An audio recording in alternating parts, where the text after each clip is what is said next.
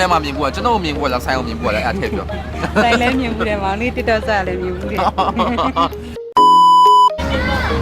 ကဲမရေးပါရောင်းကြရော ကျန်စံခောက်ဆွဲ ဂျာတန်ခောက်ခွဲကျွန်တော်အကြိုက်တွေပဲ ကြရင်တော့အားပေးသား အားပေးမယ်ဒီနေ့လေကျွန်တော်ဖေမရဲ့နာဆိုင်ရပေါ့နော်ဒီနေ့မေကွန်းလေးမေးပြီးတော့လက်ဆောင်ပေးတဲ့အစီအစဉ်လေးလုပ်နေရမစိတ်ဝင်စားရမလားကျွန်တော်မေကွန်းလေးမေးမယ်နော်မေကွန်းလေးကအခုကျွန်တော်တို့ဖေမရဲ့နာဆိုင်ကိုသိလား တည်တယ်တစ်တော့ထဲမှာမြင်ဘူးတယ် ပြီးတော့ထဲမှာမြင်ဘူးပဲ တစ် ပေါ့ တော့ထဲမှာမြင် ပြီးတော့ထဲမှာမြင်ဘူးကကျွန်တော်မြင်ဘူးကလားဆိုင်အောင်မြင်ဘူးကလားအဲ့ထည့်ပြော တိုင်လည်းမြင်ဘူးတယ်မောင်လေးတစ်တော့စားလည်းမြင်ဘူးတယ်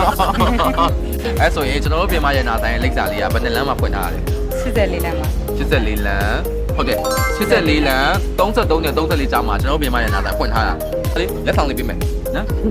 လက်ဆောင်လေးဒါကကျွန်တော်တို့ဟိုလေဒါလေးကကျွန်တော်ဒီ2025ပြတ်ခဲ့တယ်နော်ကဲကျေးဇူးပါအမကဲအများကြီးရောင်းကောင်းပါစေနော် ကဲဆင်းနေပြပါစေ